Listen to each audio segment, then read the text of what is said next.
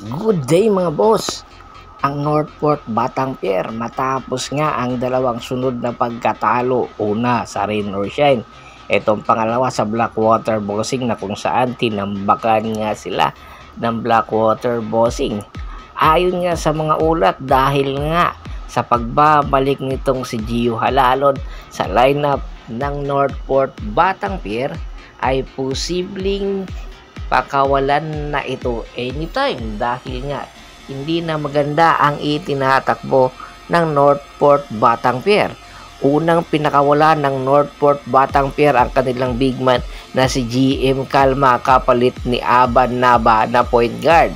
Pangalawa, big man pa rin ang pinakawalan ng Northport Batanguer at ito nga ay si Abo Tratter kapalit naman ni James Quicote. Dalawang big man ang pinakawalan, dalawang point guard ang dinagdag sa Northport Batanguer. Ano ang plano ng Northport Batanguer?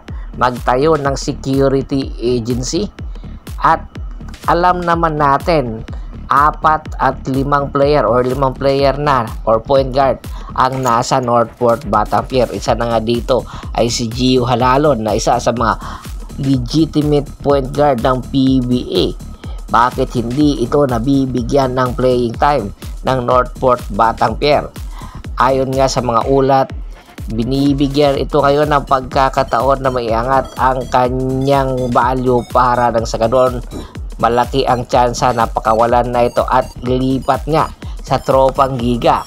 Ang Tropang Giga nga ngayon ang may interest kay Gio Halalon para magpalalim sa kanilang lineup.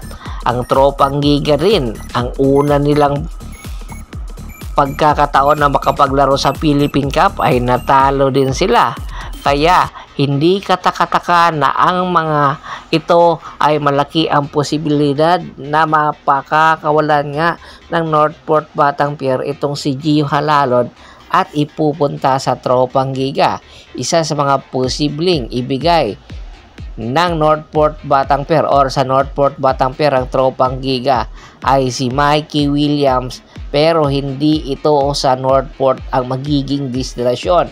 Dadaan lang itong si Mikey Williams sa Northport Batanguer at diretso ito papunta sa San Miguel Bermen. Dahil nga sa pagkaka-interes ng Tropang Giga kay Gio Halalon, isa rin sa mga posibilidad na magiging kasama sa package papunta sa Tropang Giga ay itong si Christian Stan Hardinger. Dahil nga sa pagkawala ni Christian Stan Hardinger sa PBA, marami tuloy ang nagkaka-interest sa kanya na ibalik at isa na nga dito ay ang Tropang Giga.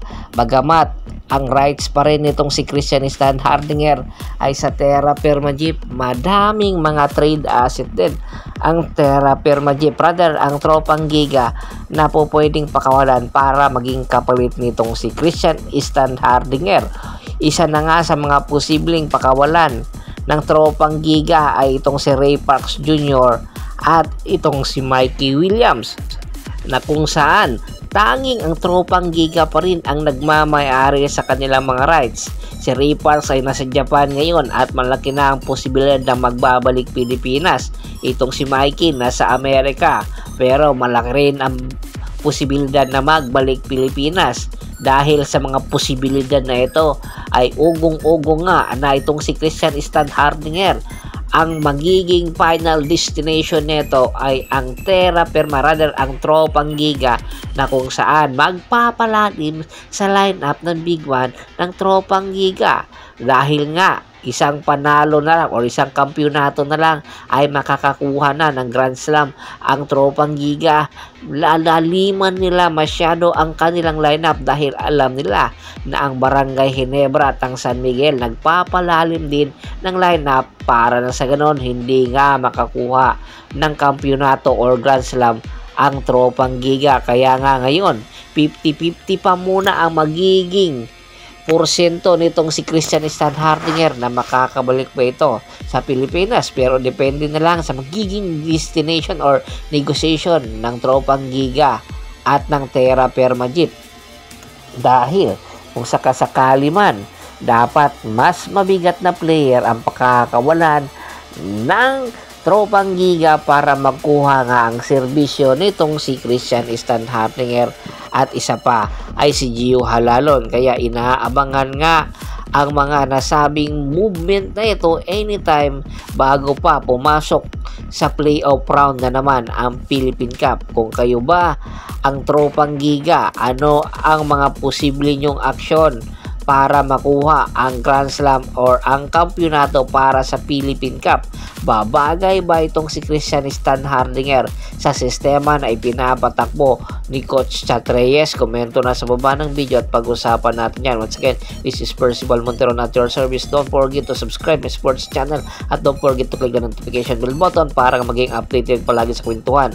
At i-shoutout muna natin si Sir Anthony Laquialon at sa Laquialon family. Marami pong salamat.